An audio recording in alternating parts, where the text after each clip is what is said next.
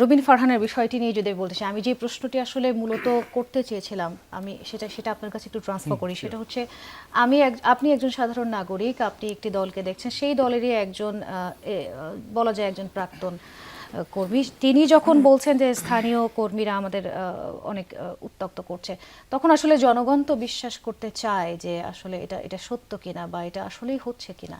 দেখুন, আসল ব্যাপারটা যেটা হচ্ছে, আমরা একটু আগে আলোচনা শুনছিলাম যে ঢাকা 8, ঢাকা 13, এরপর আসছে রুবিন ফারহানের আলোচনায়। এই তিনটি, এই যে এবার যে নির্বাচনটা হলো, এই নির্বাচনের মধ্যে একটা বিশেষ জায়গা দখল করে আছে। কারণ এটা হচ্ছে আলোচনার জায়গা।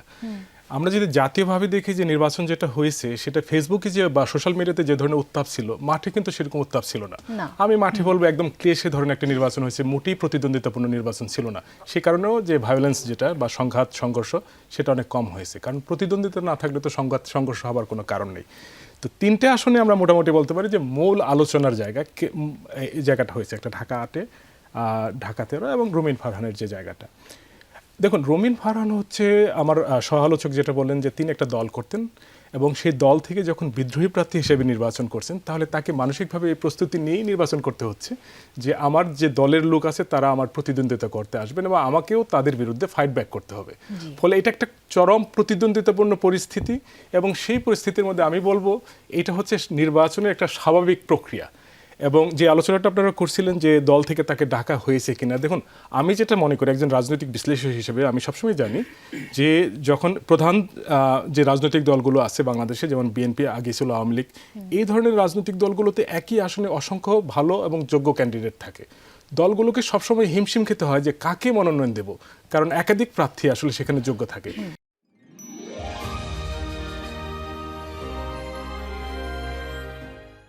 এবং বিভিন্ন, যেমন এই ক্ষেত্রে যেটা হয়েছে যে কোয়ালিশনের স্বার্থে তাকে আসলে বাদ দিয়ে আরেকজনকে দিতে হয়েছে।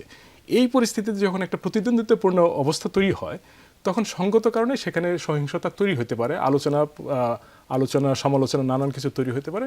কিন্তু আমি মনে করি যে এটা একটা ভালো লক্ষণ যে অ্যাটলিস্ট শেষ পর্যন্ত বড় কোনো অনাকাঙ্ক্ষিত কোনো ঘটনা ঘটে নাই, কেবলমাত্র পরস্পরকে দোষারোপ করতেছে। এবং যেটা বলছিলেন যে ওনাকে বাধা দেওয়ার চেষ্টা করা হয়েছে তার যে কর্মীরা, এবং তিনিও আবার বাধা দেওয়ার চেষ্টা করছেন। কিন্তু আরেকটা বিষয় আমাকে মনে রাখতে হবে, সেখানে বিএনপির কিন্তু সবসময় দুইটা গ্রুপ ছিল। আমরা যদি এই কোয়ালিশনের যাকে দেওয়া হয়েছে তাকে যদি নাও দেওয়া হতো, তাহলেও কিন্তু বিএনপির মধ্যে দুটো গ্রুপ ছিল। কোনো কোনো ক্ষেত্রে যেটা হয় যে এই আসনগুলোতে একজনকে দেওয়া হলে বাকি গ্রুপটা আস্তে করে না হয় চুপ হয়ে যায়, না হয় অন্য প্রার্থীকে সমর্থন করে।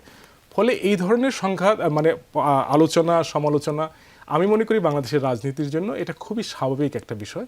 একটা নির্বাচন কোনো মতেই সম্পন্ন করা সম্ভব না এই ধরনের আলোচনা ছাড়া। ফলে এটা আমি মনে করি যে বাংলাদেশের যে চলমান যে রাজনীতি, সেটা একটা অংশ। যেমন ঢাকা 8 নিয়ে আলোচনা হচ্ছিল, 8-এর আলোচনার মধ্যে আমরা হঠাৎ করে দেখলাম যে এখানেও মাঠের মতো এখানেও একটু উত্তাপের তৈরি হচ্ছে। যে ব্যাপারটা হচ্ছে এরকম যে ঢাকা 8 এই যে প্রতিদ্বন্দ্বিতা, আপনারা আলোচনা করছিলেন যে বিষয়টা মিডিয়া ঠিকমতো দায়িত্ব পালন করতে পেরেছে কিনা। আমি কিন্তু মিডিয়ার খুব একটা বেশি সমালোচনা করব না। কেন করব না? কারণ মিডিয়া যে কথাটা বলছে যে আমরা তো সরকারি ঘোষণা দিচ্ছি না, সরকারি ঘোষণাটা দিচ্ছে নির্বাচন কমিশন। এখন জনগণ যদি সোশ্যাল মিডিয়ার কথা শুনে রাস্তায় নামাজ পড়তে শুরু করে, রাস্তায় মিছিল করতে শুরু করে, এই দায়িত্বটা কিন্তু জনগণের উপরে যাচ্ছে। আমি একজন সচেতন নাগরিক হিসেবে এটা আমার দায়িত্ব, আমি কোন মিডিয়ার কোন ইনফরমেশনটা কোন পর্যন্ত নেব।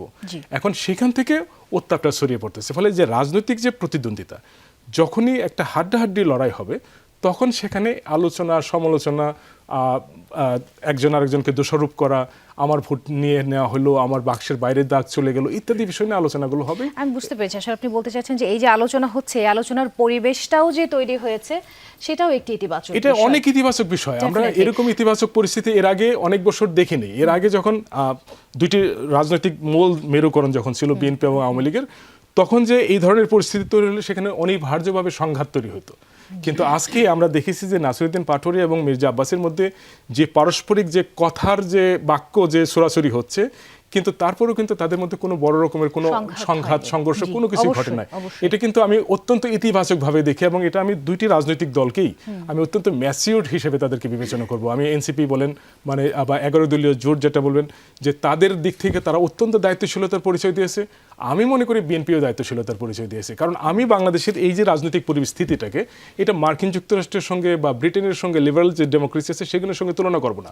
আমি বাংলাদেশের রাজনৈতিক বিশ্লেষণ করব হচ্ছে এর আগে বাংলাদেশ বাংলাদেশের যে রাজনৈতিক পরিস্থিতি ছিল সেইখান থেকে আমরা কোন জায়গায় এসে পৌঁছেছি এবং আজকে কী ঘটতেছে অতীতের সঙ্গে। তো সেই অতীতের সঙ্গে যখন আমি তুলনা করি তখন আমি এটাকে মনে করি অত্যন্ত ইতিবাচক বিষয়, এবং এই ধরনের প্রতিদ্বন্দ্বিতা দরকার।